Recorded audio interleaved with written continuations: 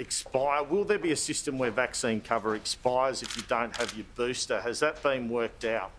How long do you have coverage for? Because that obviously affects the 70 and 80. I think, as I've said before, we are going to be in a cycle of being vaccinated for COVID into the future.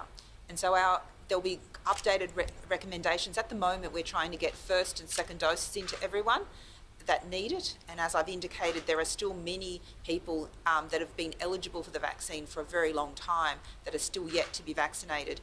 Then there will be booster recommendations.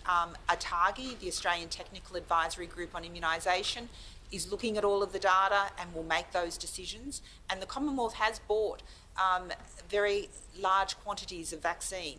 And so our task at the moment to be focused on is getting as many jabs into the arms of people in New South Wales as quickly as we can. And can I applaud the efforts of both our state clinics, our GPs and our pharmacists.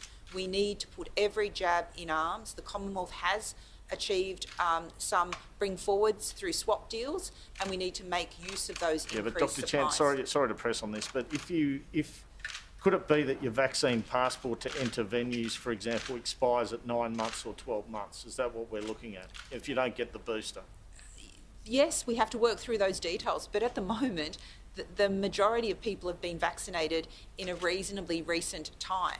Obviously, there will be recommendations, and we will expect an ongoing level of vaccine coverage. But also, as we get that coverage high, and I think I've talked about my aspirational dreams of us being the most vaccinated country, we have generally been strong supporters of vaccine. We get about 95% coverage of our children in our vaccination coverage. So really, the future is in our hands. If we have those incredibly high levels of coverage in our population, and we have that engagement and easy access to booster doses, that will be a very better place for us to be in as we navigate. Sorry, just quickly, do you think you can get to 90% in New South Wales? I actually think that we can. Maybe I'm being too optimistic, but I actually think we can. And what I'd like the community to do is to be with us on that journey. I'd love to see us get to over 80% by early next week, and I think we can do it. And I'd really like to see those numbers pushed up as high as we can. We've got access to incredibly effective vaccines. Yes, will we need boosters? Of course we will.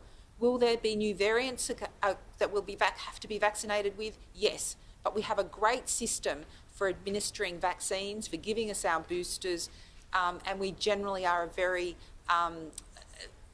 a community that embraces the opportunities afforded by vaccines in preventing infectious diseases. Those over 70s that you expressed some concern about the over 70s. What sort of numbers are you seeing there of over 70s not vaccinated?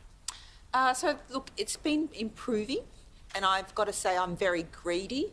ACT's probably got the highest coverage of over 70s. We've got fairly high, I think it's approximating a bit over 90% for first dose, but we're still not at 90% for double doses for the over 70s, which is what I'd like to be at.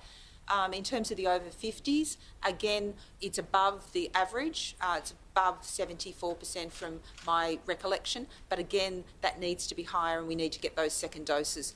So just to be clear, we need everyone vaccinated because we know that the data suggests that younger people, because they're more socially mobile, socially network, contribute more to spread, and that is why we've had a deliberate strategy of vaccinating in southwestern Sydney and Western Sydney, particularly those younger groups that have not had access to the vaccine before.